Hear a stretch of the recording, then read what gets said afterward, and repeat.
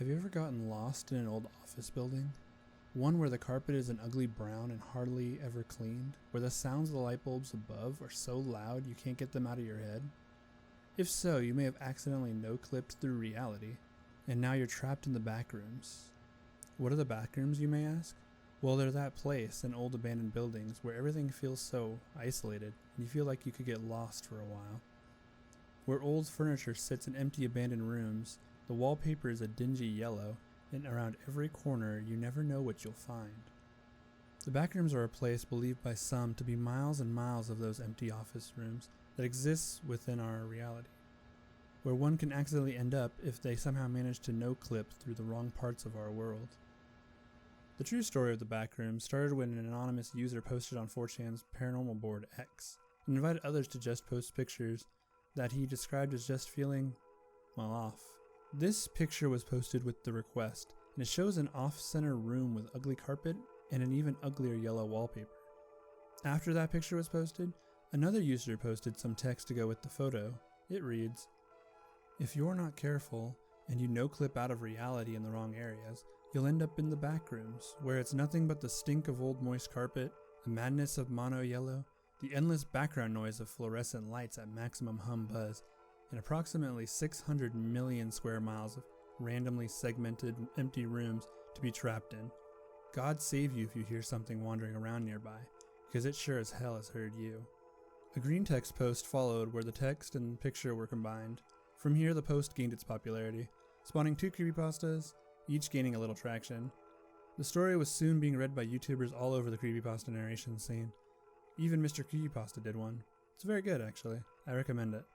By the time I'd heard of the Backrooms, it had gained a sizable reputation online and was starting to look like the new up-and-coming creepypasta. It had an interesting story, premise, believability of some sort. I mean, I don't believe in the whole Matrix, we live in a Matrix world thingy. But it was believable in its own right. No clipping with reality seems a little off, but, you know, to each their own. So I like the idea of this story. I saw it was gaining traction online, and then I saw that they had a video game created for it. We're going to review that video game today. You have quite a few options here, with the big one being an exploration mode, which is pretty cool to have in any game, I think. There's a streamer, YouTuber mode. I didn't click it. Then some light graphic settings, but pretty standard stuff. But no option to turn down the volume in-game. I guess I'm going to my PC for that then. At the bottom of the settings are the controls. Tab to check your watch, E to remember /interact, and Shift to sprint. A knock sound plays, and then a note pops up on the screen telling you how to survive in the backrooms, which are very helpful, even if they all look glitchy and creepy. Finally, you start to load into the backrooms. The first thing you'll notice is the lights above are absolutely at maximum hum buzz. It's so loud, and I'm still upset about the fact that you can't change the volume in-game. The lights aren't just loud though, they're also very bright and look exactly as the creepypasta described them. They look and sound like they came straight out of a run-down, but still functioning, office building from the 90s.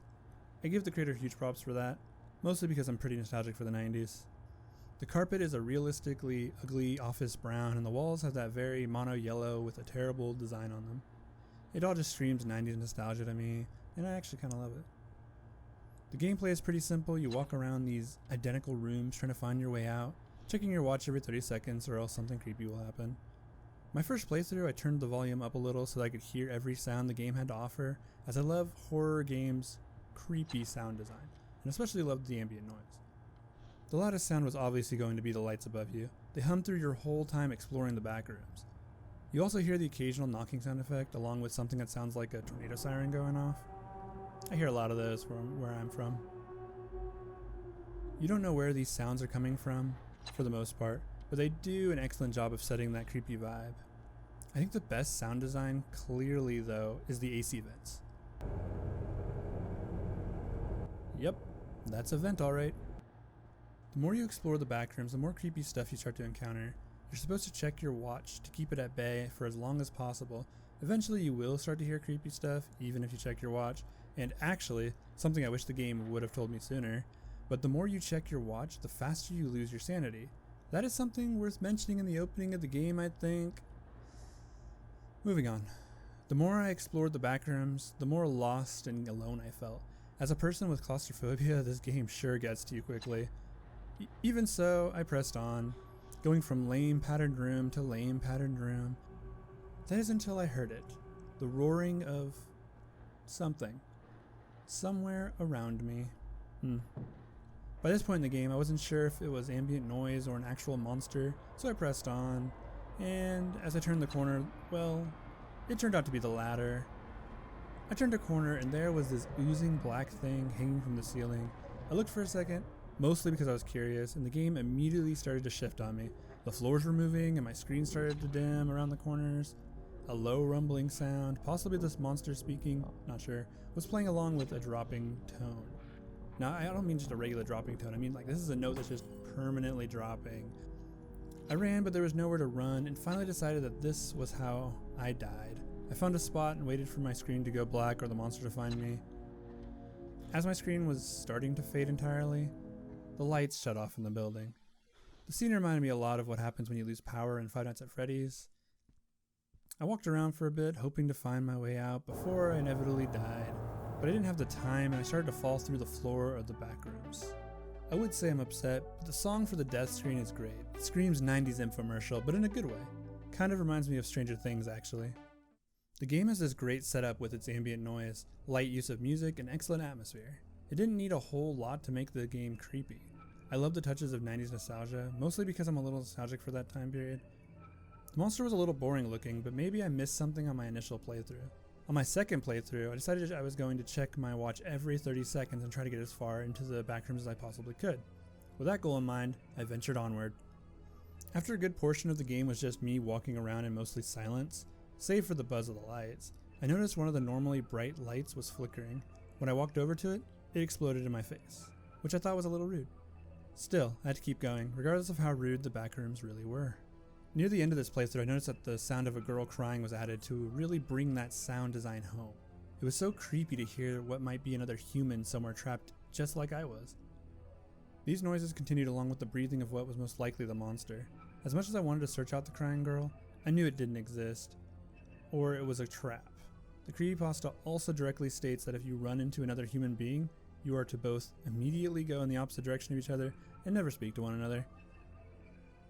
I ran into the creature again, but this time it didn't notice me, and I was able to get away.